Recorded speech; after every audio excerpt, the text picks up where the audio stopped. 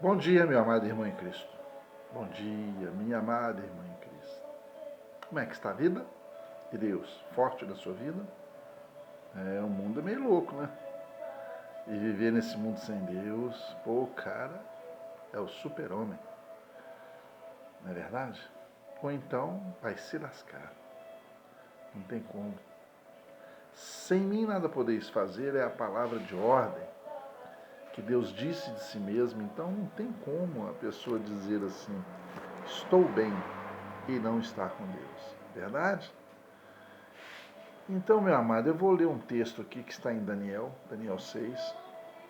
Se você depois quiser ler na sua casa, Daniel 6, do versículo 1 ao 24. Amém? É uma história real que aconteceu no tempo do rei dos Medos e Persas, que dominava, que tinha vencido o exército da Babilônia. Amém? E Daniel era já escravo da Babilônia, do rei da Babilônia. Quando este foi vencido, ele continuou ali, escravo da mesma situação.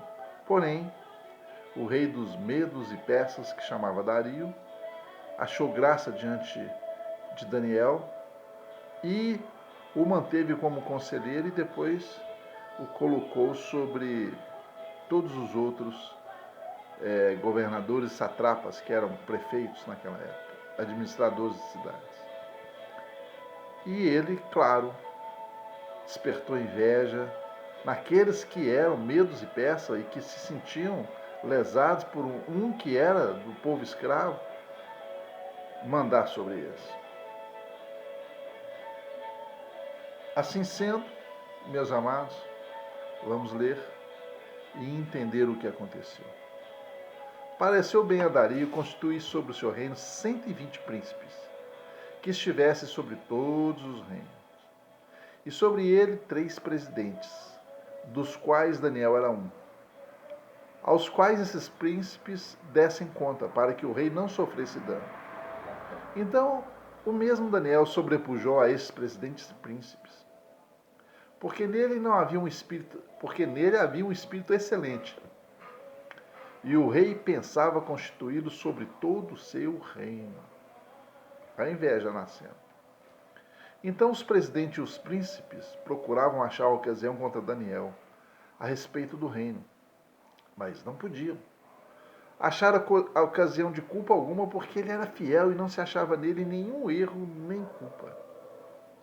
Então esses homens disseram: nunca acharemos ocasião alguma contra este Daniel, se não a acharmos contra ele na lei do seu Deus. Então esses presidentes e príncipes foram junto ao rei e lhe disseram: ó rei Dário, vive para sempre. Todos os presidentes do reino, capitães e príncipes, conselheiros e governadores concordaram em promulgar no edito real e confirmar a proibição que qualquer que por espaço de 30 dias fizer uma petição a qualquer deus ou a qualquer homem não a ti, ó rei, seja lançado na cova dos leões.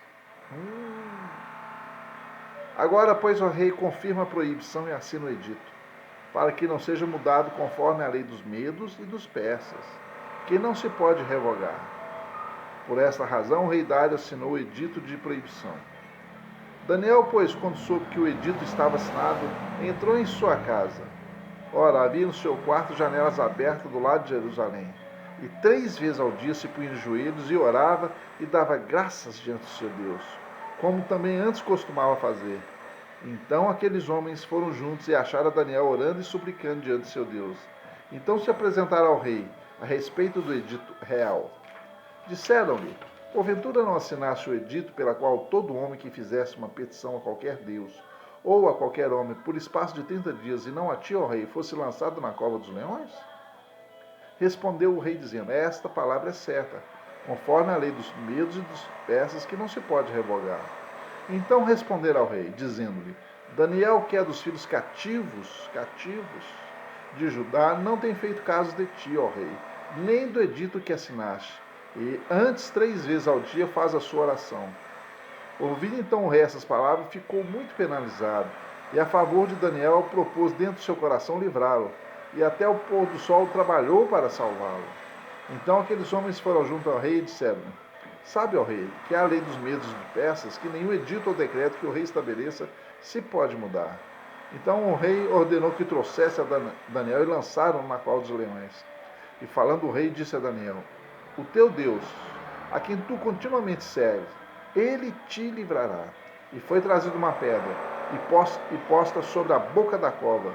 E o rei a selou com seu anel e com o anel dos seus senhores, para que não se mudasse a sentença acerca de Daniel. Então o rei dirigiu para o seu palácio e passou a noite em jejum, e não deixou trazer à sua presença instrumentos de música e fugiu dele o sono. Um rei ímpio que não conhecia a Deus, que não o tinha, conhecia, mas não tinha como seu Deus, passa uma noite em jejum, pedindo ao Deus de Daniel que o livrasse. E chegando pela manhã, ao romper do dia, levantou-se o rei e foi com pressa à cova dos leões. E chegando-se à cova, chamou por Daniel com voz triste e disse: O rei a Daniel: Daniel, servo do Deus vivo, dá-se o caso que o teu Deus, a quem tu continuamente serves, tenha podido livrar-te dos leões? Então Daniel falou ao rei: Ó rei, vive para sempre. Meu Deus enviou seus anjos e fechou a boca dos leões, para que não me fizesse dano, porque foi achada em mim inocência. Diante dele também contra ti, ó rei, não tenho cometido delito algum.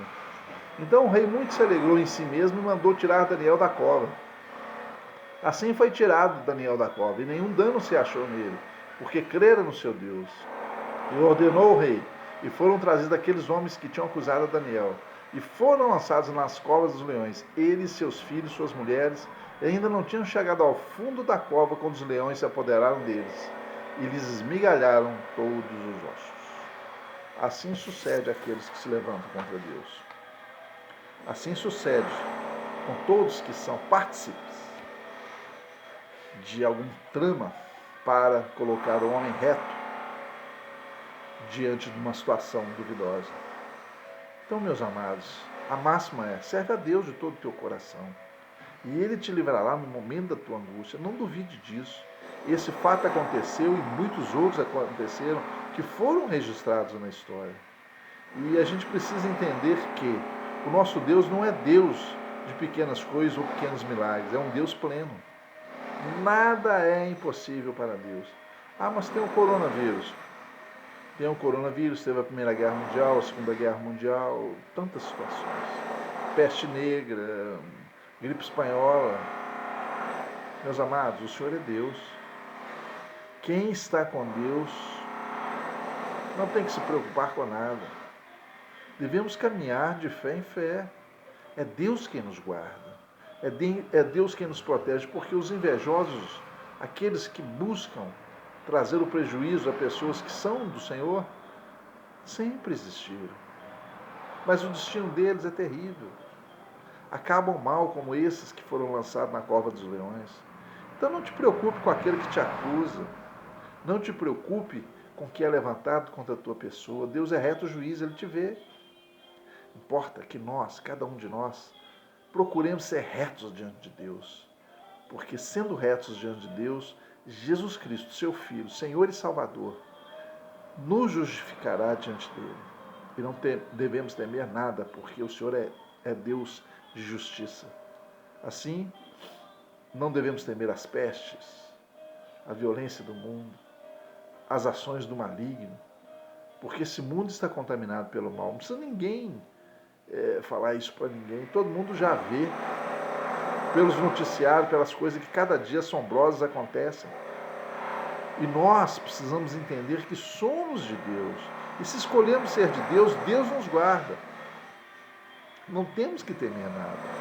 Não há nenhuma situação que Deus não tenha domínio. E se alguma coisa acontece em nossa vida como uma aflição e angústia, o próprio Jesus disse, Senhor Jesus disse, no mundo tereis aflições, mas não temam, eu venci o mundo. E se Jesus venceu e nós somos seus servos, pode ter certeza que a vitória se estende a nós. Não importa o tanto de aflição que tenhamos que passar, importa que o Senhor Jesus é conosco. E nós venceremos tudo e todos que se levantarem contra, conhecerão a ira de Deus. Deus é que vai lutar a sua causa. Preocupa não. Deus é que vai lutar a sua causa. Só coloca ela diante de Deus e procura ser o mais reto possível. Sei que nós somos imperfeitos, vamos errar, pecar, desejar até o mal ao próximo, mas vamos nos redimir, confessar os nossos erros, pedir perdão a Deus. Falou, Senhor, foi mal, estava com tanta raiva que eu queria que aquele cara morresse. Me perdoa, Senhor, não deixa ele morrer, não, cuida dele. Amém? A gente pode mudar a situação. A gente pode mudar todas as circunstâncias de nossas vidas. Se o nosso coração for limpo, as trevas nem se achegarão. Sabe por quê? O diabo não suporta luz. E se nós tivermos o coração limpo, ele brilhará aos olhos de Satanás, diante de todo demônio, os nossos olhos brilharão. Sabe por quê? Porque é luz, as virtudes são luzes. Cada virtude que você tem é uma luz, a bondade, a humildade, a honestidade. Cada virtude que você tem é um ponto de luz. E se tiver muitas virtudes em você, você brilhará. Não aos olhos humanos, não, talvez até não. Vão te reconhecer como uma pessoa digna, mas Satanás vai ver essa luz brilhando e vai ofuscar os seus olhos e ele não vai ter prazer em estar na sua presença. Então vamos ser retos, dignos de Deus. Dignos, porque se nós buscamos a dignidade em Cristo Jesus e buscamos fugir dos erros, nós somos dignos de Deus sim, não pela dignidade da perfeição, mas pela dignidade da procura, da tentativa, da intenção. Amém? Que a graça de Deus, o amor infinito de Jesus Cristo e as doces consolações do Espírito Santo estejam com você hoje e sempre e eternamente. Em o nome de Jesus. E não se esqueça, ninguém te amou mais do que Deus. Ninguém vai te amar mais do que Deus. Ele enviou Jesus, seu único filho, para morrer por você e por mim. Por isso é que eu aceito Jesus como meu Senhor e Salvador e o confesso diante de todos. Em nome de Jesus, eu luto para permanecer nas minhas virtudes diante de Deus e que os meus pecados eu possa lutar contra eles, para que eles diminuam e que a luz das virtudes cresça em mim. Que assim seja com todos nós. Em nome de Jesus. Amém.